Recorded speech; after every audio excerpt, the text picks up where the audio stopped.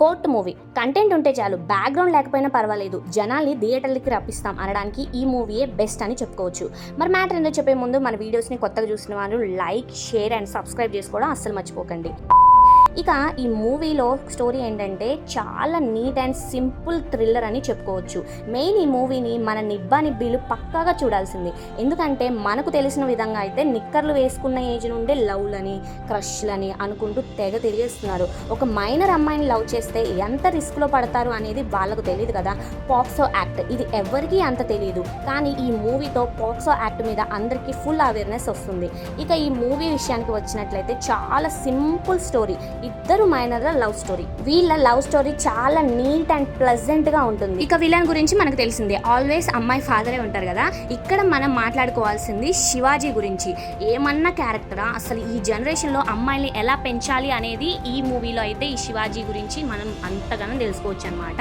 అసలు శివాజీ యాక్టింగ్ కి నేనైతే పెద్ద ఫ్యాన్ అయిపోయా. బిగ్ బాస్ తర్వాత మామూలుగా కలిసి రావట్లేదు మన శివాజీ అన్నకైతే. తన అమ్మాయిని లవ్ చేస్తున్నాడు అని అతన్ని అరెస్ట్ చేయించడం, ఇక అతని మీద లెక్క లేని కేసులు పెట్టడం, ఇక మెయిన్ గా పాక్సో యాక్ట్ కింద అతన్ని అయితే అరెస్ట్ చేయించడం, ఇదైతే మామూలు ఘోరంగా. అసలు అతని వైపు వాదించాలన్న లాయర్లు కూడా భయపడుతున్నారు. ఎందుకంటే అన్ని కేసులు ఉన్నాయి, ఇక ఈ కేసు నుండి అతను బయటకు రావడం చాలా కష్టం అనేసి అందరూ హ్యాండ్ ఇచ్చేస్తారనమాట. ఇక పాక్సో యాక్ట్ అంటే అమ్మాయి అతని చెయ్యి తన మీద వేసుకున్న తనకే శిక్ష పడుతుంది అనమాట, అబ్బాయికి శిక్ష పడుతుంది.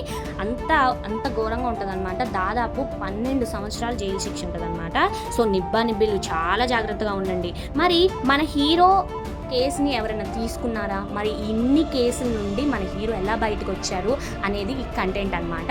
ఇక లాస్ట్కి మనం మాట్లాడుకోవాల్సింది ప్రియదర్శి ఏంటంటే మన హీరోకి తన వైపు వాదించే లాయర్ అనమాట.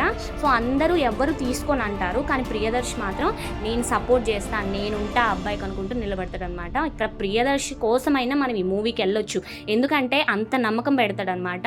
ఎందుకంటే నాకు కూడా తన స్క్రిప్ట్ అంటే చాలా ఇష్టం, అంత నమ్మకంగా తీస్తాడు, అంత నమ్మకంగా నాకైతే అనిపిస్తాయి అనమాట. ప్రియదర్శి యాక్టింగ్ అయితే వేరే లెవెల్. ఇక కోర్టులో అతను వాదించే విధానం అయితే ఇంకా అసలు సూపర్ అయిపోతారు అనమాట. మీరు కూడా ఫ్యాన్ అయిపోతారు ప్రియదర్శికి. మరి ఇంతకీ అంత పెద్ద యాక్ట్ నుండి మన హీరో ఎలా బయటకు వచ్చారు, మన ప్రియదర్శి ఎలా వాదించారు అనేది మీరైతే మూవీలో ఖచ్చితంగా చూడాల్సిందే. ఇకపోతే హీరోయిన్ యాక్టింగ్ కూడా పీక్స్ లో చేశారు. మ్యూజిక్ అయినా బీజిఎం అయినా వేరే లెవెల్ ఉన్నాయి. ఇక మీరు ప్రభాస్ ఫ్యాన్ అయితే కనుక మీరైతే ప్రభాస్ రిఫరెన్స్లు అయితే చాలా చూస్తారు, అందులో కూడా ఉంచారనమాట. ఇకపోతే ఎమోషన్స్ లాస్ట్లో అలా కట్టిపడేస్తారు, చాలా ఎమోషనల్గా అనిపిస్తుంది.